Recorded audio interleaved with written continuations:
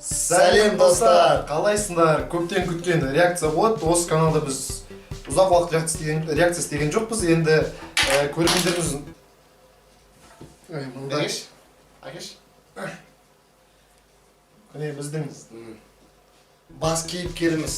Бүгін біз реакция түсіретін боламыз. Көрермендердің сұрауы бойынша енді барлық реакциялардың арасында ең анандай бриллиант болып саналатын ол ток-шоулар. Сондықтан бүгін біз Астарлы ақиқаттың ең хайповый серияларын біріне реакция түсіретін боламыз. Ал енді бастайық. Жалпақ жұрттың жағасын ұстатқан 15 жастағы Назакат Раметованың жағдайына қатысты редакцияға толассыз қоңыраулар түсті. Эфирден кейін қаршадай қыздың жағдайы не болды деген сұрақ миллиондаған көрермен. Ведущийдің есімі кім болды? Мен Дина Төлепберген. Мен айтпақшы, егер көріп отырса Дина Төлепберген, мен сізге жазылғанмын Инстаграмда. Сондықтан давайте нағыз эксперттерді шақырыңдар Астарлы ақиқатқа. Кетейік.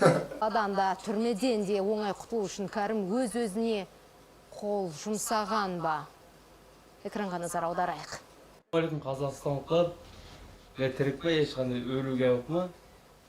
Біреулер өлді, асыл өлді дейді, Құдай шүкір тірік жүріп па. Енді қазіргі таңда Кәрімнің үстінен тергеу амалдары жүргізіліп жатыр ма? Иә, жүріп жатыр дейді, білмеймін. Бір қызығы, білмеймін неге үшін. Назакат мамасы түк білмеймін дейді. Ана выпустарда да білмеймін дейді. Назакат өзі келіп, кәдімгідей шемішкедей барлығы шағып айтып жатыр. Бәрін біліп тұр, бар ғой. Мынандай бап бойынша, мынандай бап бойынша. Кезек үйлеріне келіп жүрді. Нені, қазір мысалы, жоқ, шын айтуға болмайды, мысалы мен ол жерде болған жоқ. Бірақ шын, сен қызына какой-то жігіттер келіп жүрген кезде қуып жібермейсің ба просто? Кет барған жерден. Енді қазір, типа, ананы отырғызам, мынаны отырғызам деп, типа, получается, қараш, мысалы, Назакат ананы кешірсе, оны отырғызбайды, мынаны кешірмесе 5 жылға отырғызады. Типа, мына жерде полностью Назакаттың решениесінің бәрі байланысты ма сонда? Дейін бас болсаны айырады. Ал егер кешірсе? Кешірсе, енді мына кешірген кезде мына қазір практика бар ғой міне, кім? Биология әкесі болып тұр ғой, Хасан сияқты. Хасан сияқты 2 жыл условно береді, болды. Ендеше студияға кішкентай бейкүнә Бөбек Ахметтің әкесі жаман ойым болған жоқ дегенді қайталаудан жақпайтын Кәрімді шақырамын. Айттың қараш, прическа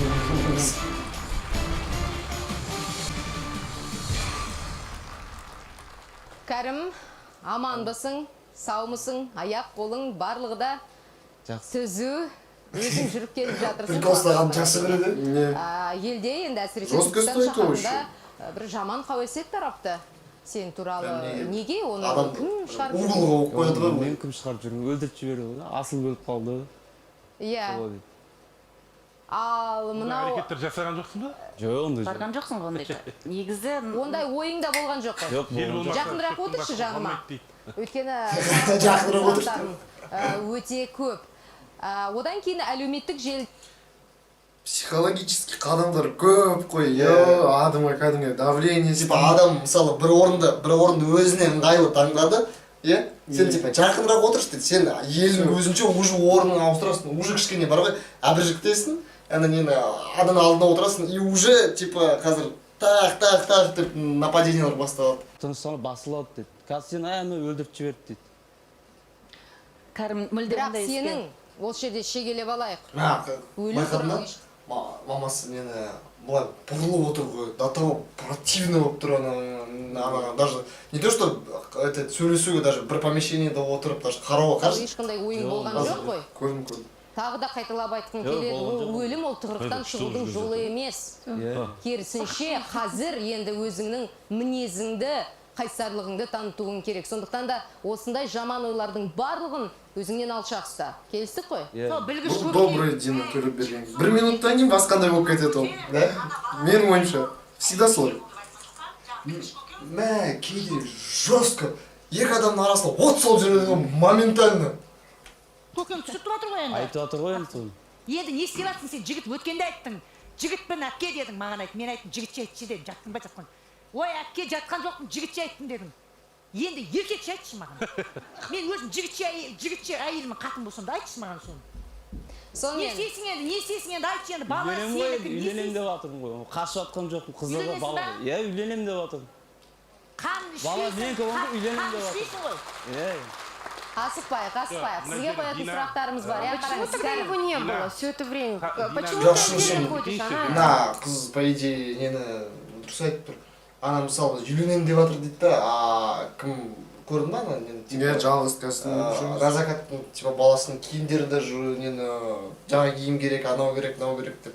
Или походу, или ол берген жоқ ақша, или ана берген ақшаны ана кімдер алған жоқ шығар. Бірақ мамасына қарасам, походу алған жоқ, иә, берсе де. Потому что Она отдельно. Ну а что? Үйлене уақыт болды ғой, бір ай өтті ғой уже. Тоқтай тұрыңыздар, үйлену туралы айту өте ерте. Өйткені біздің кейіпкеріміз Назакат, естеріңізде болсын, оның жасы 15-те. Ал Қазақстан Республикасының заңына сәйкес неше жаста тұрмысқа шығуға бізде? 18 жас. Он заң неке 18 жасында. 18 жыл бар. Әлі жыл бар. Қалай, қандай жағдайда? Назакат өз еркімен сенімен төсектес болды ма? Әлде сен оны күшпен көндірдің бе? Өз еркімнен бар. Өз еркімен. Иә. Бұл жерде Назакат та Қалай? өтірік айтты, иә? Айтып берші. Тупик. Тағы да тупик. Қашан? Енді басыңмен жасадың, ол мойнымен көтерсе, ерекше айтсайшы. Болды енді 18 миллион халық көріп, орыста, өзбегінде, қазағында, татарында бәрі сені аңдып отыр қазір. Тыныштық танытайық. Мұрша берейік, ойла. Көрініп, постепенно до вечер что-то ана уже ерінді тістеп, Жиналуға, иә, айтсын. Бәрін айтып айтсайшы болды, бұлар іс болды. Өз еркімнен вообще ол. Есін жасырасың оны? Жарайды, мен сенейін. Қалай? Ең алдымен сұрақ. Сен оның жасын сұрады ба? артында қызды қараш, мына недегі зеленый кофтада отырған қызды қараш. Бір көзі қараш. Кәрімге, бір көзі кімге? Динаға бір көзі Кәрімге, бір көзі Дина қараш. Қара. Жарайды, мен сенейін. Қазір Кәрім, Дина, Кәрім, Дина. Қара. Кәрім, Дина қараш. Сұраған жоқпын жасын. Білген жоқсың. Иә. Жыныстық қатынас қай жерде болды? Фатима апайының үйінде ме? Иә. Ой, Қанша рет? 2 рет. 2. Иә. Может, 4? Яғни сенің айтуыңша тағы да қайталаймын. Өз еркімен болды. Может, 4. Прикол. Яғни сенің айтуыңша тағы да қайталаймын. Өз еркімен болды. Негізі күлетін жағдай емес, бірақ Назакат әше күлетін сені жағдай. сүйем деді. Қалады. Иә. Сені жігіт ретінде ұнатты. Иә. Солай ғой? Иә. Сен оны қинаған жоқсың, мәжбүрлеген жоқсың. Солай ма? Иә. Ендеше Назакаттың осы туралы айтқан әңгімесін тыңда. Походу қыз Назакат вообще басқа нәрсе. Иә, тағы да көрдің бе? Мына бар ғой, мына или режиссер, или ана кім ведущийдің өзі бар ғой, мощный ходтар жасайды ғой, особенно мынандай типа. Иә, байқадым ба сначала. Сен өзінің қол салайын деген ойың болған жоқ па деген сияқты. Жақсы қарым-қатынасты астына отырып нетіп алды. Одан кейін постепенно андай давление нелермен Барына шаг ойнау керек. Экранға назар аудару. Кәдімгі стратегия ғой. Мына жерге төсек салып берген тұғыммын. Бір Ойбай, миллион рет қайталады ғой. бәрін өтіп берген тұғым. Күн суық, қыс еді. Пешком қайтпай ақ қойсын, енді жаурап қалатын шығар дедім да. Не аяқ киімде сәл жыртықтау болғасын, аяғынан су өтіп нағымасын дедім да, сөйтіп осы жерге салып бере салған. Қолынан сүйретті, осы жерге отқызып қойды да, сөйтіп құшақтап нағасын, бет дуалға нағылды да мен. Осы қолынан бет тіреп қойып, шашын бет тартты кәдімгі бет шашын тартып, осы жерге отырғызды да, отырына жерге деді да, сөйтіп итеріп жүрді мен. Сөйтіп не болды десем, мен сен ұнатамын дедім ба, болды осы затты мен істеймін да, мен бәрін өзім мойныма алып кетемін деді Кәрім ағам. Орнынан тұрғызды да, бет тұрғызып болғасын, сол дуалға бет тіреді да, шашынан бет ұстап былайынан ұрды ғой, 2-3 рет ұрды, бұна маңнайын ұрды. Сөйтіп мен қорқып жыладым. Ё-моё. А вот на жерде вообще күлкілі емес, вообще. Это получается, түрінде көрініп тұр ғой, жоқ шын. Если мына кім, ана Назакат шындықты айтып тұрса, мынау патологически өтірікші ғой мынау. Вообще түк өзінің несін мойындамайтын, ана ужас. Мен қорқып жыладым. Сөйтіп, мен дедім, осындай зат көру үшін тудым ба мен мамам дедім. Сөйтсем, жаңа өз шешім, мен шешіндіріп, сол жерде жыныстық қатынаста болған ғой. Мына жерім сәл көгеріп қалған тұғын. Сөйтіп, қайып мені жатқызды да сол жерде жатқызып екі қолымды бүйтіп бір бірінен байлап қойып қолымды сол жерде жыныстық қатынаса болған. Кәрім, күшпен алып тұр деді ғой, оны күшпен алып тұр. Назакаттың айтып жатқаны ақиқат па? Жоқ, ондай бұл қолын байлаған жоқпын. Өз қатыныстың түскен өз еркіммен. Басын ұрыпсың. Бұл жерде назакат өтірік айтып. Иә, бұл жерде сіз күшпен алып тұрсыз, Кәрім. Оның мойнында. жолдың бәрін қайдан білесің, қолынан Тыныштық танытайық қазір. Менің ойымша, егер шын болатын болса, қазір Кәрім егер шын оны ұрмаған болса, ол қазір айтушы еді, мынау өтірік айтып тұр, олай болған жоқ деп. Моментально агрессия болушы еді адамда. Типа бар ғой, маған типа жала жауып жатыр деген сияқты. Ол қазір ойланып қалды, ол походу ойлап отыр, мен типа енді пападос болып қалдым, енді сол пападостан бірдеңке бір сылтауратып бірдеңке шығып кету керек деп. Беруге мүмкіндік берейікші. Ше ұрған жоқпын. Мойындамайсың. Өз еркімен. Ал сенің ойыңша енді қалай болды? Айтып берші. Назакаттікі егер өтірік болса, қалай болды? Айтып берші сен. Өз еркімнен түскен әпше, ұру онда болмаған. Сен қысты күні Назакаттың үйіне келесің. Солай ғой? Иә. Енді сен рет-ретмен маған айтып берсең, егер сен Назакаттың сөзі жалған десең, өз ақиқатыңды айтып бер. Мен саған сондай мүмкіндікті беремін. Өз еркімнен түскен әпше, осқандай қолын байлапты болған. Қалай? Тәптіштеп маған түсіндіріп берші. Бұдан кейін сенің ақиқатты айтуға мүмкіндігің болмайды. Жестко. Шын жоқ, шын. Қай кезде сен Назакаттың үйіне бардың? Айта алмайды ол, потому что ол қазір айтса, тура сол историяны айтып береді. Бұл нені өтірік алдайтын адам психологиясы ғой, получается. Шын айтқан адам полностью подробно бәрін басынан аяғына дейін айтып береді. А оған нені айтып тұр, мысалы, айтып бер десе де, ол нені, или қазір өтірік историяны шығару керек. Ол историяны моментально кім Назакат не тастайды. А нені, сол себептен просто отрицание болып отыр ғой мына жерде, типа, жоқ, мен типа олай болған жоқ, типа күштеп алған жоқпын деген сияқты. Не үшін? Назакатты ұнатасың. Солай ғой. Қатты Ұнатпайды ол. көргің келеді. Содан кейін барып тұр, кездескісі келді. Бірақ қыз сізді көкірегіңізден итерді. Жорамалдамайық. Солай ма? Жорамалдамайық, қазір өзі айтып беруге көмек беріп дайын шығар деп үміттенеміз. Сонымен, егер Назакаттың айтқаны өтірік болатын болса, сіздің ақиқатыңыз қандай? Кәрім, бұл ойыншық емес. Да уже говори, чего стесняться? Что сделал? Господи. Қалай болды? Әлде шын мәнінде аяқ қолын Жоқ, оны байлаған жоқ. байлап, басын ұрып, соғып, шашын жұлып. Жоқ, болмаса енді айтып берсеші енді, ешкін свет. Егер Назакаттың айтып жатқаны ақиқат болатын болса, сенің жасаған әрекетіңнің барлығы да зорлық.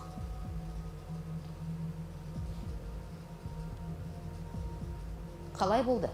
Кәрім? Зорлау емес әпше. Зорламадым дейсің. Иә. Бәрін басынан айтайық. Енді қара, енді басқа тактика басталды. Жаңа агрессивный тактика болды. Енді қасына қазір отырады. Енді спокойно айтады. Аны көріп тұр анау ғана қазір нені агрессияны көрсетеді, оған нені давление көрсетсең оған, ана кім нені шындықты айтпайды анау. Кәрімнің несі какой-то школьниктер болады. Кішкентай баланың поведениесі, полностью кішкентай баланың поведениесі. Бәрін басынан айтайық. Сен үйге келдің. Қыз, иә? Ана болады ғой, типа, ваза или бір білмеймін, бір нәрсені сындырбаған школьниктер болады ғой. Отырады да, жоқ, мен емес. Мен емес. Сен емес болсаң, айтып берсек кім онда? Мен емес деп просто отырып алғандар. Назакат, сенің қамыңды ойлап, мына бір жігіттің аяғы тоңып қалмасын деп саған көрпені төсейді. Яғни, саған құрмет көрсетіп жатыр. Иә? Сен жаңа жылмен құттықтауға бардың ба, әлде қалай? Көруге бардың? Иә, көруге барғанмын. Сөйлесемін дедің. Одан кейін? Сен Назакатты ұнаттың, жарайды. Онымен мен келісемін. Демек, Назакаттың айтып тұрған ақиқат қой. Қазір ойдан құра өтірік айту қиын. Дина Төлепберген тағы да сұрақтарды қояды деп ойлап отырған шығарсың. Одан кейін өтіріктің артық. Жыныстық қатынасқа түскенің ақиқат, қорғандыңдар ма? Сұрақ. Жоқ. Қорғанбағансың. Қорғанбағаннан кейін болып тұр. Қорғанбаған ғой. Яғни күдігің болды ғой. Бәлкім. Осы айттым ғой алана мол қызды білесің бе неге жақындатып тұр? Типа кәрім басынан білді ол оның баласы екенін. Басынан соған жақындатып тұр да осы выпускты. Типа сен типа жыныстық қатынасқа шықтың, сақтанған жоқсың. Типа сен білдің ғой, күдігің болды ғой деген сияқты. Сол себептен бастан аяғына дейін ең нені қасында болып жүрді. Сол себептен ана басқа адамды түрмеге отырғызғысы келді. Типа жауапкершілік басқа адамда болады. Сол үшін таныстырды деп. Сол үшін таныстырды, понимаешь? Соған жақындатып жатыр қазір кім? Дина. Мен ол жағын даже ойлаған жоқпын. Мынау білесің бе, мынау школьник емес. Мынау мощно бір бар ғой, бас істейтін адам, бірақ кішкене просто анандай тормоз да, нені сөйлеген кезде. қатынастан кейін Бірақ басы мықты істейді да кәдімгі. жүкті болып қалуы ықтимал ғой деген. Күдік Соған болып жақындатып жатыр қазір. Жоқ, ондай ойда болған жоқпын, білген де жоқпын. жыныстық қатынасқа түспес бұрын ішімдік іштіңдер ме? Жоқ. Екеуің де сау. Мына жерде сразу айтып жоқ. Одан кейін ең қызығы, сен Назакатты Хасанмен таныстырасың. Көрдің бе? Көрдің бе? Немеге жақындатып жатыр. Не үшін? Не мақсат сол жерде, соны айтыңызшы.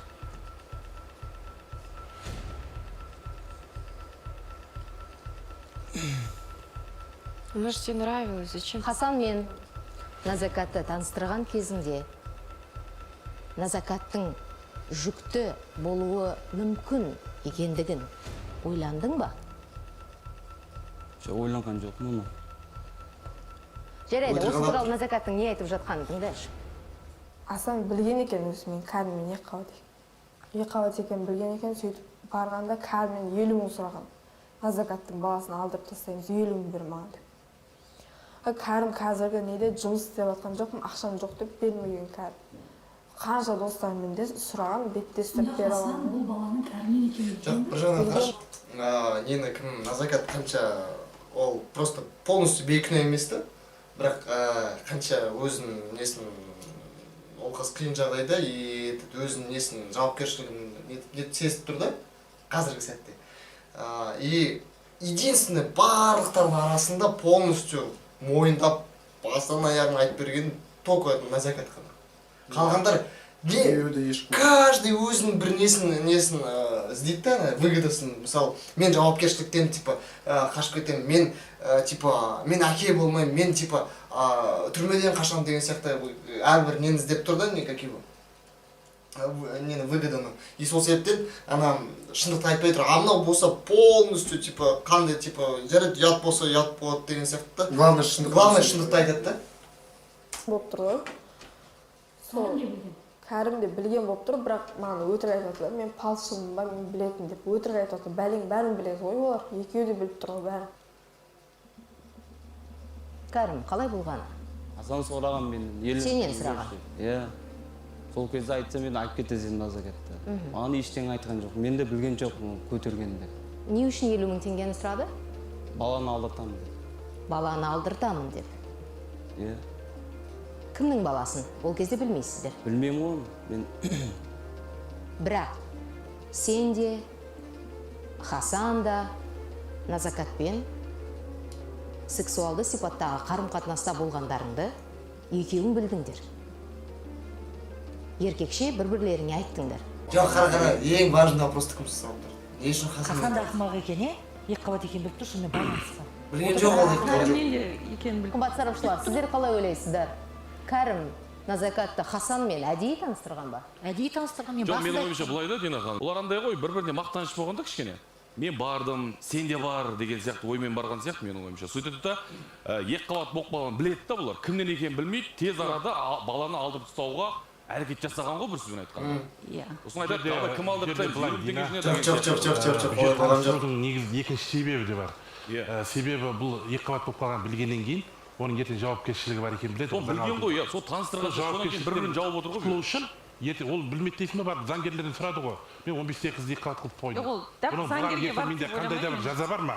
Вот айтады, онда сен қылмыстық кодекс 120 баппен ертең тартыласың дейді. Сол үшін амал жоқ, бұл қасаға таныстырады. Жоқ, қазір интернетте бәрі жазылып ғаламторда қазір. Не істеуге болады? Кино ғой бәрі.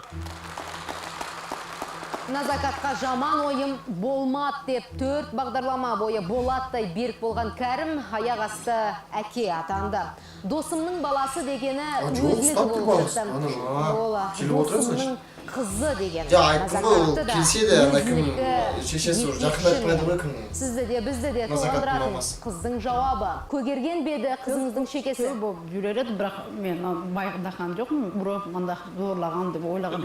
Қорқып бояп тастаған шығар ғой, білмейді ғой. Көгеріп жүрген, бірақ байқаған жоқ. Оның ешқандай әрекетінен хабардар болмағаныңызға таңғалып тұрмын да. Мынау лезвие дейді ғой. Соны оның жастығының тұсына қойып кетіпсің. Бір емес, бірнешеуін деп айтқан болатын. Лезе қоймағам мен. Не қойдың онда? Оның орнында не болды? Аны жол айтты, біз оны ұмытып негізі сондай жағдай болды деп айтты. Мамасы да айтты, Назакат тоже айтты. Ау? Кәрім, сен бар ғой, уже жынымызға тиіп кеттің сен бар ғой. Ананы істеген жоқпын, мынаны істеген жоқпын, жатқан жоқпын, тұрған жоқпын, бала ДНК анау сараптамасы қорытындысы анау болды. Үйткен жоқпын, бүйткен. Еркекше айтты, тыныш жады, қанын ішпеш. 18 миллион қарап отыр уже. Дина ханым, бұл жерде Кәрімнің нумерологиялық зерттеулері бойынша Кәрімнің бойын барлық қанша ток-шоуларда арасында көргеніміз бар ғой енді. Солардың арасындағы ең нормальный эксперт осы адам ғой деймін. Қайсы? Қысқа данысқанда жасылдағы жаңағы айтқан. Типа, еркексің бе, еркек емессің бе деген сияқты. По понятиям ғой. Адамдарға жаңағындай айуандық жасайтын қабілет бар. Мына эксперт үшін лайк басып қойса болады. Адамдарға кедергі жасау, оның өмірін қиындатуға қабілеті бар, сандар соны айтып тұр. Және жеке өмірінде өте жол болғыш жігіт. Мына Назакат екі жігітпен қатар төсек қатынасында болса, Кәрімнің өте жол болғыштығы сандар айтып тұр. Кәрімнен ұстап тұр. Ұрықты сол жақтан алып тұр, көрдіңіз ба? Сондықтан Кәрім сол жолынан... Внимательно тыңдап тұр ғой, көзін ұрш. Кәрім сол жолынан өте жол болғыш жігіт. Сперматозоидтар керемет дейсіз ғой, өзі қандай болғанын білмейміз, бірақ сперматозоидтар керемет. Ол да бір мақтаныш айтқан кезде. Жарайды. Кәрім, бағдарламадан соң Назакаттың үйіне барып, Фатима апайдан қызының қолын сұрап. Кім бұл Жоқ кәп тұр. Сәл қаттырақ айтсаңшы, маған ешкімнен қалмасын. Сіздің анаңыз, Гүлек ханым? Қарима, кәрім қыламы деп кәп отырма. Жақсы. Фатима апай, бұл сіздің үйіңіз ғой, Бәрекет апам. Сіз мана Назакаттың аясыз ғой, Сіз не дейсіз? Рассызымсыз, шындай болса, бәрі жайда нормальный болса, не дейсіз сіз? Қызыңыздың бақытты болып яшап кеткен яқшы ма? Бұл енді Назакаттың фәрзанты, яғы Кәрім екеуінің фәрзанты екен, hamma доказать етілген, бүтін дүния бойынша, Қазақстан бойынша доказать етілген. Енді ол алама деп тұрса... Кісілерде бір какой-то акцент бар ғой деме? Не ғой, өзбекше акцент. Назакат деген өзбектердің аты емес? Назакат, қазақша ат деп айта алмаймын. Кәрім де өзбек сияқты, одан кейін... Түркістан ол оңтүстік Қазақстан облысы, Өзбекстанға жақын. Енді бәрі яқшы болса болады. Біз ешқандай ешкім қапа болмайды оған тірлік болады. Мана свидетель 2-3 адам бар. Не болып жатыр үйінде? Фатима апай. Үйінде, короче, походу, ауылдағы, типа, местный ақсақалдар үйінде, походу, или туысқандар біреу жиналып үлкен адамдар. Соны не істейміз деген сияқты, типа, үйленбей ма, елдің алдында масқара болдық, осының бәрін, типа, бір шетке шығарайық деген сияқты әңгіме болды ғой күндердің үйінде. Скорее всего, менің ойымша. Қасыңызға жақындайыншы? Райым деген, Қошқар Райым деген аға болатын. Жақындасы ағарып отырмын. 28 семьяға қамқорлықта біздерге көмек береді. Сонымен келіп, мамалары барлығы келіп отырып, Фатима не қылатын енді барлығы ешті Кәрім баласы екенін. Айттым ғой, тура солай болды, ақсақалдар келді. Ең басында кімнің Кәрімнің айтуы бойынша ол мамасына айтты, типа, құда түсейік деді. Әрине ол уже безвыходный ситуацияда отырып қалды ғой Кәрім. Елдің бәрі біледі енді кім Ахмет, кім Кәрімнің ұлы деп, үйленсін, бүйтсін, нетсін деп. Кімнің мамасы да қарсы болып тұр, Назакаттың өзі де қарсы болып тұр. Енді бірақ дұрыс қараса, реально анау кім нені гаста амал жоқ Иә. деген. Типа амал жоқ болғандықтан типа келді ма деген сияқты. Жоқ, серьезно, бұл не серьезно ғой бұның бәрі. Это сол себепті әкім Кәрім айтып тұр. Енді Кәрім шындықты айтып тұр, потому что это мен типа ана бардым, бүйттім, сөйттім, уже айтып жатыр да. Бермегеннен кейін керісінше қыз қарсы тұрған жоқ сияқты кәрім солай ғой. Өйткені 3 рет барды өз еркімен деп жатыр. 2 сағаттан кейін жаңағы туысқандар звондап алып кетіп жатыр. Мен түсінбей тұрған бала көтеремін деп отыр, үйленемін деп отыр, баланы өзіме аламын деп отыр, жағдайын жасаймын деп отыр. Неге рұқсатыңыз бермеді, мен түсінбей жатырмын. Сол не үшін Фатима апай Әлде қалай соттау керек пе, болмай, мен түсінбей тұрмын. Қымбат сарапшылар, ұмытпаңыздар. Бермегеннен кейін әркім Өткен бағдарламаларымызда біз Кәрімнің қандай қоқан-лоққы Жоқ, жасағанын қараш, реально, я қараш, сіздер этот нені өткен программада ол типа мен әке емеспін, мен ондаймын, мен бұндаймын деп типа это бәрін етіп отыр. Енді амал жоқ болғандықтан баланың несін болашағын ойлайық, бүйтейік, сөйтейік деп қалды. Ертең мысалы 2 ай өткеннен кейін ана уже нені астарлы ақиқатты бәрі ұмытып кетеді, типа хайып кетіп қалады. Сонда ол алады да типа қайттан уже ажырасып кетеді и на закат уже натуре уже ешкімге типа керек жоқ болып қалады. Соны ойлап тұрған мамасы. На закатта соны негізі ойлап тұр туысқандармен бірге. А мынауға чисто жауапкершіліктен қашу үшін оны істеп тұр. Бірақ мен түсінген жоқпын, неге мына жерде кімдер ана эксперттер мамасына давить етіп жатыр. Типа неге сіз жоқ деп айттыңыз дегендей. Енді олар ойлап тұр ғой, типа вот қазір типа отбасын сақтап қаламыз. Ана әкесімен бала өседі деген сияқты сол мақсатпен ана давить етіп тұр, типа согласие беріңдер деп. жасағаны туралы айтқан болатынбыз. Тіпті пышақ тақап, пистолетпен үйіне кірген болатын ананың. Мұның барлығында ұмытуы, кешіре салу оңай емес. Қазіргі таңда ана өзінің перзентінің тағдырына алаңдап жатыр. Және ең бастысы, Нәзәкат шын жүрегімен Кәрімді сүйеді ме? Махаббатсыз өмір бос. Түркістанға келдім, 1 апта ма 2 аптадан кейін келді. Үйдегілері, жаңа әжелер келді, сөйтіп мен үйіне бір барып келдім.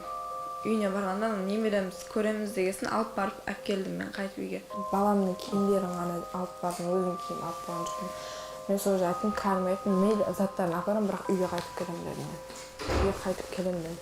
Сөйтіп мына кейін жолда бара жатып ойландым да, қош қайтып кеп жүре берген ұят шығар енді бұларға да. Немене отырмай ма, кегесін әппің үйдегілер айтатын шығар дедім да.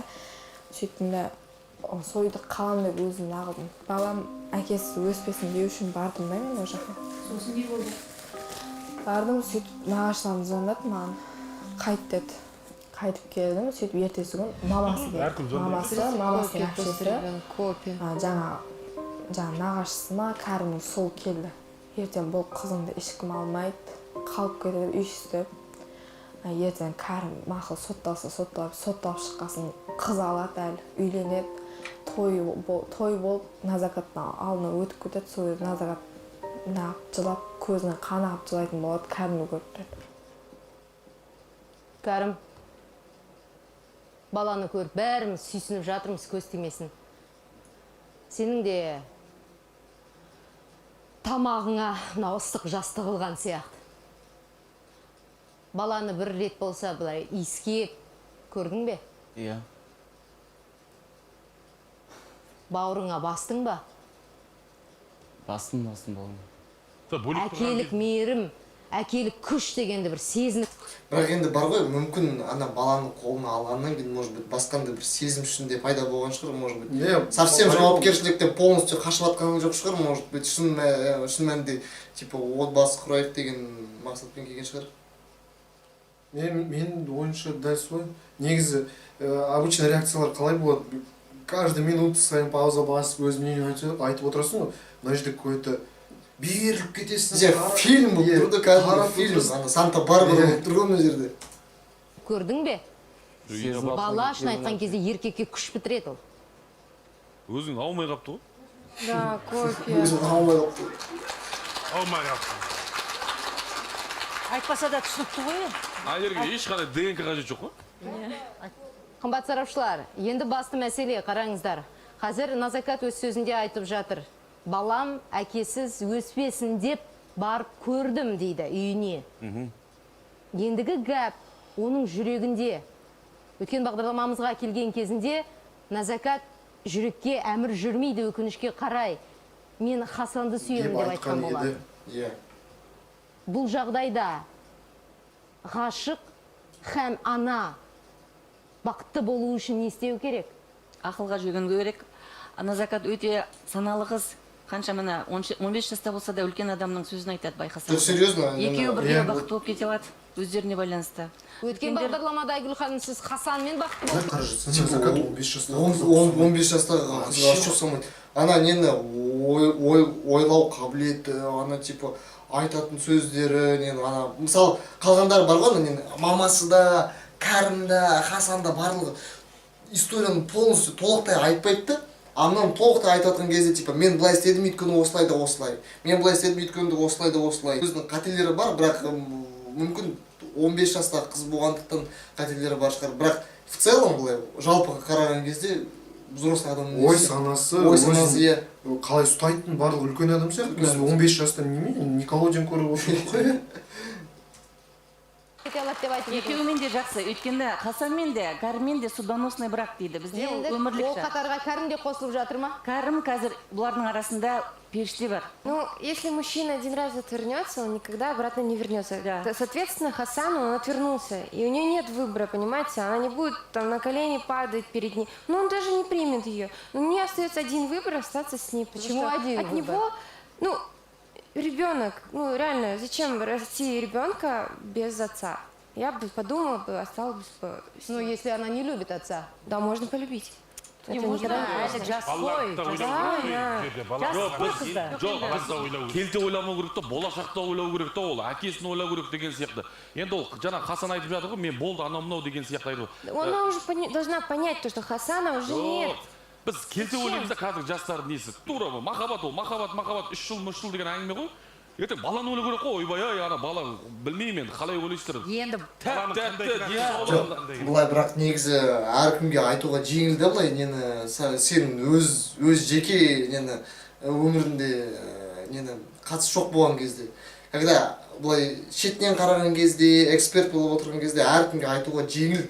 Бірақ анандай осы мысалдықтарын, типа Назакаттың орнында отырған кезде или басқа сол кімдердің кейіпкерлердің семьясында болған кезде кішкене қиындау болады ғой деймін. Әркімге жеңіл айтуға, Назакат былай істеу керек, былай істеу керек деп. Әркім өзінің эксперттің мнениесін айтып отыр, бірақ негізінде дәл сол ситуацияда сол эксперттің өзі басқалайды істеуі мүмкін. Істеуі мүмкін, иә, әрине, басқалайды. Жақсы бала. Білмеймін, Кәрім саған жағдай жасау керек сияқты, сен ойлаймын енді, кішкене жаңағы бір қызға деген қолына қатты ұстап қойдың ба, айтып жатыр ғой, басын яғып, соған саған кішкене негатив пайда болып қалды да ол қызда. Иә. Сондықтан сен оның жағдайын жасау керексің, еркексің ғой айтып жатсың ғой, мен бәрін көремін деген. Романтика, сондықтан сен күресің. ухаживание. Балаңды қарасаң, ойбай-ай, ойбай-ай. Соған келіп отыр ғой, Какой цвет? Сделать так, чтобы бұлар екеуі де жас болып тұр да, махаббат деген бір бөлек әлем, отбасылық деген мүлдем бөлек әлем. Отбасылық түріне қарасың кімнің Кәрімнің типа воодушевление, типа айтып жатқанда мотивационный сияқты не тұрды. Прям түріне қарашы заряжаться етіп жатыр да, типа мен қазір үйге барамын, соның бәрін істеймін деген типа сондай сияқты. Осы өкістің барлығында қарасаң, ана кімнің Кәрім бетінде адамда қандай эмоция бар, барлығы болып шықты. Барлық эмоция бар. Мен өткенде Дина ханым, мен өткенде айтқам, жағдайын жасасын қыздың деп. Енді осыдан кейін, осы бағдарламадан кейін жағдайын жасасын дедім. Неге? Өткені баланы әкесі екені белгілі болғаннан кейін уже жүгіруің керек сен сол үйге. Енді жүгіріп тұр ғой. Сен қазір енді жақсы ал, енді барып атсың, бермей жатыр анасы, кешірім бермей жатыр, рұқсатын бермей жатыр. Сіз басқа не жасадың енді? Жаңағы балаға каждый эксперт өз ойын айтқанмен, каждысы дұрыс айтып жатыр. Нені, иә, әркімнің сөздің несі жаны бар. Кейбір кезде эксперттер отырады, анандай енді ең дұрыс ойлар ашық құлаққа сыймайтын әңгімелерді айтады да. Мыналарды более-менее жинап та. Бәрін алып беріп, әйеліңе керек заттарын алып беріп, сондай әрекеттер жасадың ба? Памперсін апарып деген сияқты. Киімім жоқ деді ғой, баланың киімі жоқ деді ғой. Ал келіп жатыр ма, көмектесіп жатыр ма шын мәнінде? Шын мәнінде көмектесіп жатыр ма баласына? Келгенде бір-екі рет тамағын памперсін әкеп беріп тұрмын. коляска алып беріп деген сияқты киімдер алып беріп жаңа тар киімді кигізіп жатыр айтып жатыр. Енді киіндіріп кірдіңіз. Үлкендер киім алып беріп әдемі. Балаға бізде документ енді жағдайын жасай беру керек қой. содан кейін мүмкін анасы да кішкене беті бері қарар. әрине ол негізі әрекет керек қой, ер елдің адам бәрі біледі енді кім Ахмет кім кәрімнің ұлы деп үйленсін бүйтсін нетсін деп кімнің мамасы да қарсы болып тұр, Назакаттың өзі де қарсы болып тұр. Кез келген қыз әрекет бірден келе қоймайды. Ол да ренжісті бар. реально да ренжісті бар. Жаймен туы береді содан жаймен басқа. Өткенді ұмыту өте қиын. Амал жоқ болғандықтан типа келді ма деген сияқты. Жоқ, серьезно, бұл не серьезно? Бірақ бұл сол себепті әкім Кәрім айтып тұр. Енді Кәрім шындықты айтып тұр. Потому что мен типа ана бардым бүйттім сөйттім уже айтып жатыр да. Кәрімнің тағдыры, бейкүнә Ахметтің болашағы. Барлығында ақылмен, жүрекпен шешуіміз керек. Сондықтан да Назакатқа қазір шын айтқан кезде оңай емес. Ол өз ақиқатын айту үшін, сіздердің сан сауалдарыңызға жауап беру үшін Түркістан шаһарынан кішкентай бөпесімен тағы да біздің студиямызға келді. Ендеше қарсы алыңыздар Назакат Раметова, Астарлы Астардың студиясында. Хан база тұрса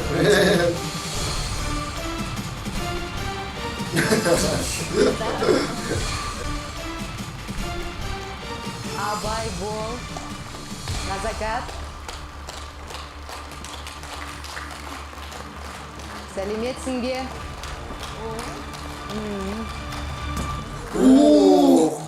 Жесть. Мойнынан түсіндің ме? Сенде елің алта мен пазар құқма. Отырып. А? Что? Енді ұрып өлтіремін, тағы шындай дейтін болсам. Отыр сөздеме. Яғни? Егер кім байқаса, мен ток-шоулардың мынандай несін естігем. Олар киіндіреді ғой негізі ток-шоуға кірген кезде. Боянып, макияж нетеді. Бірінші выпускта Назакатты бізге не қылып көрсетті. Типа бейкүнә невинный кішкентай қыз школьница платьясы, образ сондай болды. Қазір көрдіңіз? Қазір әйел строгий, қызыл киіммен агрессияға уже. Солай келе жатқан мен бірдеңке ойладым солай болатын. Бірақ былай болатын не знаю. Бәрі өз еркімен болды деп айтып жатыр. Демек, тағы да өтірік. Өтірік қой оның бәрі. Қалай болды? Айтып берші, тағы да. Қайттан өтірік. Бұл жерде маска кимей-ақ қойсын да бұл. Мамасы айта алмай отырған заттың бәрін сразу бір сөзбен айтты ғой. Уапыт бетіне айтып берді. Киім әперді, памперс әперді, мен үшін емес, баласы үшін әперді ғой. Иветім Асалахатқа келетін бір есін алып берді ғой.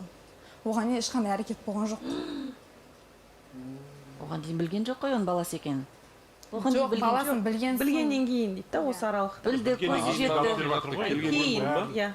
Өткен бағдарламада екеуің де, шын айтқан кезде екеуің де бізден ақиқатты жасырдыңдар. Назакат, сен де маған айттың, қасыма жолатқан жоқпын деп. Кәрім, сен де айттың, жоламадым деп. Яғни екеулерін келісіп алдыңдар ма? Келіскен емес, ол полицияда мойындаған кезде, мен де мойындаған тұғымын. Сөйтіп, Хасан шетке алып шықты да, бұны әңгіме болмасын қайтып деді. Мен өзім екіқабат қалдым, өзім істеніп мойныма аламын деп, сол жерде мойына көтергесін, бұны әңгіме шықпасын дегесін, біз айтқан жоқпыз ештеңе. Яғни, Кәрімге осы бір оқиғаның салқыны түспесін деп сен жасырдым дейсің. Ол сол себептен ана кімді Хасан деп отырды. Өйткені Хасан өз типа мойнына бәрін алды. Ештеңе айтпаңдар, мен бәрін типа жауапкершілік тартамын деген сияқты. Ер адам түрінде соған больше привлекать етіп тұрды кімді?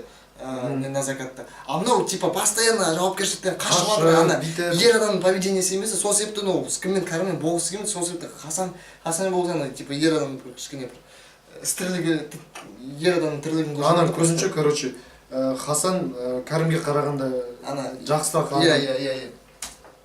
Иә.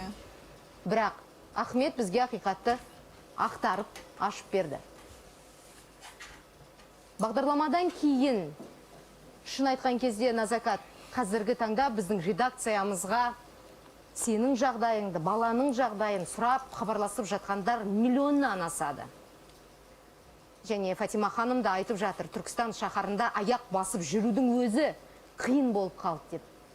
Сонда сені көрген, сені танығандар не деп жатыр? біреу жақсы айтады, біреу жаман айтады, әртүрлі ғой енді. Бірақ көше айтты екен деп көшенің сөзімен жүре бермейміз ғой. Өзіміздің неміз. Комментарийлерді оқыдың ба? Оқыдым, иә. Енді адамның өз ойы ғой, айта береді ғой. Әр адамның өз ойы бар. Иә. Ал менің өз ақиқатым бар дейсің ғой. Иә. Бұл өте дұрыс шын айтқан кезде. Сен туралы жазылған өте дұрыс. Или бұл қызды біреу типа үйретіп жатыр ма камераға өйстіп айтып, или Жоқ, мен ойымша шын мәнінде өйстіп айтса, типа 15 жастағы қызға чересчур анандай тым взрослый мышление да там. Комментарийлерге, пікірге қазір назар аударайық. Қалың көрермендер өздерінің қойған сұрақтарына жауап алғысы келіп жатыр. 13 жасында пәктігін жоғалтып, 15-те ана атанған түркістандық Назакат жайлы бағдарлама эфирге шыққан алғашқы күннен бастап қоғамда үлкен резонанс тудырды. Бағдарлама YouTube желісінде 6 миллионға жуық қаралым жинады. Жаға ұстатар тың ақпараттарды таңданыспен тыңдаған әлеумет талап арыздарын комментарийге үйіп төкті. Сөйтіп, бұл оқиғаға байланысты жазылған пікірлердің саны 23 мыңнан асып жығылды. Өз ойын білдірушілер саны әлі де толастар емес. Кей комментарийлерді қазір оқып, оларға жауап беріп көрейікші. Жесір жетімді қорғылған еркектер оңбайды екі дүниеде де. Жазалансын бәрі. Бәрінің жазалануын талап етіп жатыр. Назакат, анаңның айтуынша қазіргі таңда Кәрімнің үстінен полицияға арыз жаздың ба? Иә, өмірімдің бәрін қорлап отыр ғой енді. Мен бұны жақсы көрмеймін. Егер өзі шын жақсы көрген екен, нақ мен Хасанға аударады мысалға. Вот сол түсініксіз. Осы сұраққа бәлкім Кәрім, Назакат мені студияда жауап берерсің. Бұл ақиқатың сенің тағдырыңда айқындауы мүмкін. Өзі жақсы көрсе, неге мені Хасанмен таныстырады деп сұрақ қойып жатыр. Ол өте орынды сұрақ. Что не так? Кәрім. Таныстырған мойнынан, бірақ Асанға ауып кетті ол өзі. А неге таныстырған? Сен ғой таныстырған, сен себепкер болып тұрсың ғой. Таныстырмасаң ол алмайды еді ғой. Танымайтын да еді ғой. Хасанмен таныстырған кезіңде менің жақсы көретін қызым деп таныстырдың ба әлде басқаша ма? Дәл солай айтқан мен. Одан кейін Сөйлесіз ауып кетті соған. оның көңілі ауып кетті ме? Иә, бұл соған ауып кетті Асанға. Ал сен Хасанмен неге сөйлеспедің жігітше? Дәл солай болды деп ойлайсың ба? Мен білмеймін уже, білмеймін кімге сенерін, типа, может быть, ана Каждый адам просто өз шындығын айтып отырды. Мұнда даже өз мнениен айтуға қиналасың. Иә, қиналасың, өйткені қарап отырасың, білмейсің не деп айтуға. Мына жерде не айтар білмейсің. Мен саған айттым ғой, бұл... Жоқ, егер шын мәнінде солай болса, неге басынан соны айтпайды? Мен, типа, вот, мен қыз маған ұнады, типа, Хасанмен таныстырдым, типа, менің қызым деп таныстырдым деп. Ол алды өзгеріп қалды деп. Типа, неге басынан үндемей отырмайды, типа, мен істеген жоқпын, мен әкесі емеспін, мен емес, мен ештеңе білмеймін деп отырмай. Басынан өйстіп, мысалы, қараш, Назакат келеді де, тақ, осылай былай, анау дұрыс, мынау қата деп анау бәрін айтып береді. Кім Кәрім тұрады да үндемей отырады да, ең басынан тоже, егер айтып тұрған сөзі шын болса, неге басынан соны бәрін Саған айттым ғой, бұл... Мен ғашықпын бұл қызға деп. Айтып түсіндіргем ғой. Бұл Айттың өзін ба Хасанға? білмейді, қалай бұл еркеше сөйлеседі, өзінің басын өзі көтеріп алып жүре алмайды ол. Кәрім алып жүре алмай ма? Назакат, айтшы. Мен қазір мынандай болжау істеймін. Бірінші выпусктардың бірінде Кәрім жесткий пощечина алды, екіншісіне алды, что-то мынау тағы да бір пощечина алайын деп тұрған сияқты сезініп тұрмын. Или біреумен драка болады. Енді міне Кәрімнің айтуынша менің жүріп жатқан, менің сүйікті қызым деп таныстырған екен. Солай ма? Ондай емес. Әлде басқаша таныстырды ма? Олай емес. Өткен бағдарламада Айтсыншы, қалай таныстырған? Тілі бармай тұрды ана кімнің, ұялып тұр ана нені, өзінің намысына тиетті сөзі, қазір шындықты айтса, типа, анау менімен, типа, қалай таныстырған, типа, жатқан қыз деп нені таныстырып, соған тілі бармай жатыр ана кім Назакаттың айтты. Бәстесу туралы айтқан еді. Бәстесу болған. Мүлден басқаша Ана таныстырды. айтып тұр ғой енді. Бәстесу деп тұр. Спор деп. Болған. Айтасың ба шындықты, әлде кім айтады? Тұр иә, Назакат байқадың ба? Кәрім, сен өз шындығыңды айтшы. шындықты айттым ғой мен. Қандай шындық? Өткенде де болмадым деген шындықты айттым. Ал ДНК сараптамасы мүлдем басқа нәрсені көрсетті ғой. Енді мен шын айтқан кезде саған сене алмай отырмын. Енді бұл анау Дина неден құтылу үшін айттым ғой, содан. Назакаттан сұрайықшы, иә. Міне, Назакат шын айтқан кезде заңды сұрақты қойып жатыр. Неге, неліктен мені сүйсең, мені өзге жігітпен таныстырып жүрсің деп. Бұл мен танысқадан кейін, мен басқа да әңгімелер естідім. Ол жаман жолға жүргіз қыз, әкесі осындай деп балдарға айтты. Айттым ғой солай ол. Балдарға шыққан, съезға шыққан. Керек болса жаңа Дилшатта доказ еткізіп бере алады. Шыққан сөйтіп мен жаңа Шорнақтан келіп, датаға сол сөзді естігенмен жаңа алдына КамАЗ өтіп барады, машинадан түсіп қалайын дедім сол жерде. Жаман сөз айтқан мен туралы. Сен сатқан шығар мүмкін сыртыңнан. Сондай болып тұр, бетіме күліп сатқан шығар, ақша жинап. Сондай сен сутенер болған шығарсың сен. Сен өзіңнің сезімге былайша айтқанда жауап тұрсың, иә. Өзің сезімге өзің тұрсың, және де білмеймін, менің ойымша ешқандай мысалға Назакат балаға әйел ретінде қараған еркек және қолын тигізген еркектің бәрі сотталу керек. Әкесі болсын, басқасы болсын, сондай қылмыс жасады ма? Бұлар қылмыскерлер. Қылмыскерлерді егер бұлар сотталмай кететін болса бәрі лағып кетеді. Ойына келген жасап кетеді. Бұл енді сотталу керек бұл. Жоқ қақмаңдайдан бір ұратын жігіт болды ма? Бірақ жұрт не десе о десін, енді бәрібір мен үйленем деп отырсың ғой, иә? Маған қызық емес жұрттың сөзі. Сен ғашықсың ба, сен балаң үшін бе, сен бақытты ете аласың ба, әлде керемет өмірің қорып. Мынаған бар ғой, разный эмоция. Бір кезде аяп кетесің, бір кезде шынымен де аналар сияқты заланып кетесің. Бір кезде шынымен де может қателескен шығар ма деп ойлайсың. Қорқыласың ба кейін? Жоқ, қорқылмаймын. Назакат, Кәрімнің айтуынша 3 мәрте сені үйіне шақырған екенсің, және сен 3 мәрте барған екенсің, 1-2 сағаттық келін болып қайтып кеткен екенсің. Қалай жаман естедік, 1-2 сағат келдім деп. Жаңағына эфирден көрдік қой, сіз болдыңыз ғой. Үйінде болдыңыз. Мен барып келдім. Балам әкесі өспесін деп айттыңыз. 2 рет, 3 рет. 3 рет барған жоқпын мен. Осындай үйдегілер тамақ істеп шақырып жатқан екен деді. Қонақ болып, содан кейін киімімді, балам киім кешегін алдым. Содан кейін бардым, сөйтсем, мен нағашыларым звондады, сен үлкендердің алдына өтпек қалай сен хақың бар. Сонша сен позорить етіп отыр, 18 миллион халықтың алдында. Біздің алдымызға келмейді, сен сұрамай алып кет. Мамамнан да сұраған жоқ. Давай, тез киіндір деді, алып шығып кет. Бұны кешірем да, Хасанды да кешірем дейді. Бұл қазір мен бұлай істеп, менің тағдырым құртып, ертең басқа бір қыздың құртады. Хасаннан шығады. Әйел біткен, бүкіл қыз біткені Қазақстандағы ше, намысына тиіп отырсың сен. Жаман намыстанып отыр бар ғой, ұялып отырм әйтеуір. Әйтпесе бұл қақ маңдайынан бір ұратын жігітсің негізі. Назакат, бірақ сенің тағдырыңды құртуды бастаған Кәрім емес, Баха. Баха деген жігіт дегенді өзің айтқан болатынсың. Баха деген программаны көрдім, Баха деген жоқ шығар сол. Иә, тағы жігіттер болды. Өздері выдумать етіп, Дилшат шығарып сол Баха деген. Дилшат деген еще біреу бар. Баха деген адам жоқ деп ойлайсыз ғой, иә? Иә, Баха деген адам жоқ. Неге Дилшат деп ойлайсыз?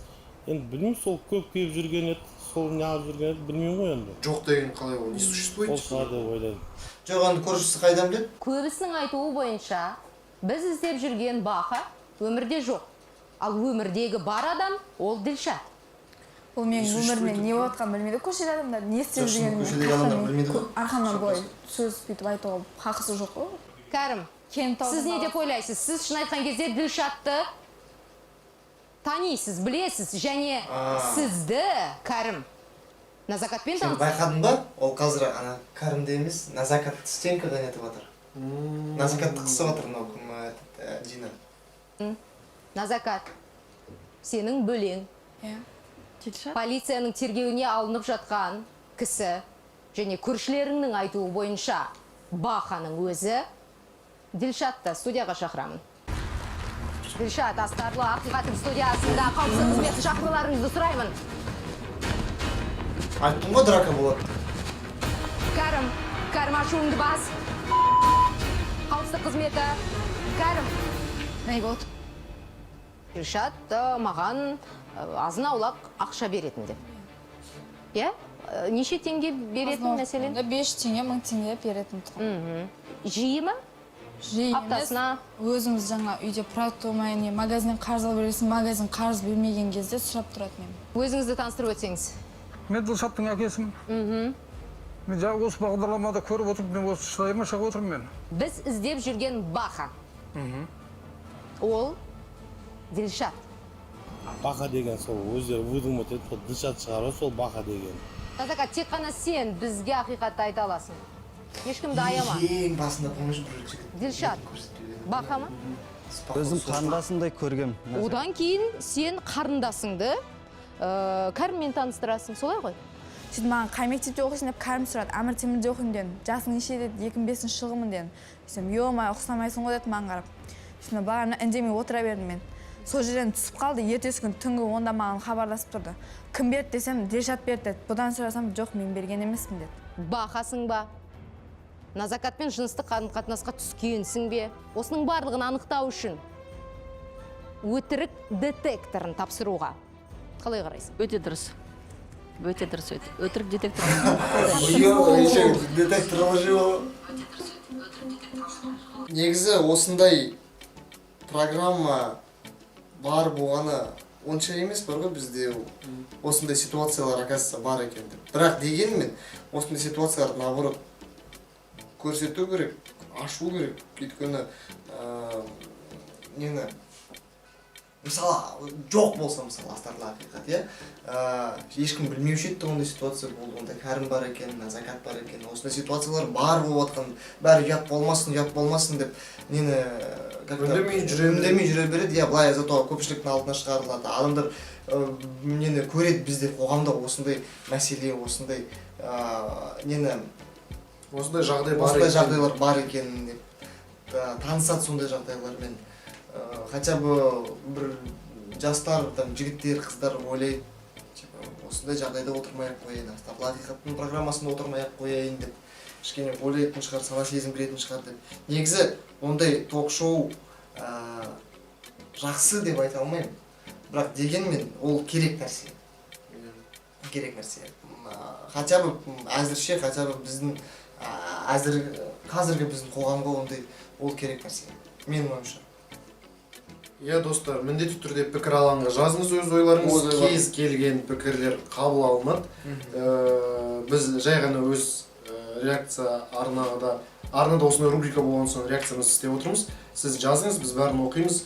Қара жатсақ, Дилшат деген екінші тағы да біз білмейтін бір кейіпкер пайда болды. Дилшат па, бақа ма? Иә, сондықтан сіз біздің реакциямыздың жалғасын көргіңіз келе ме?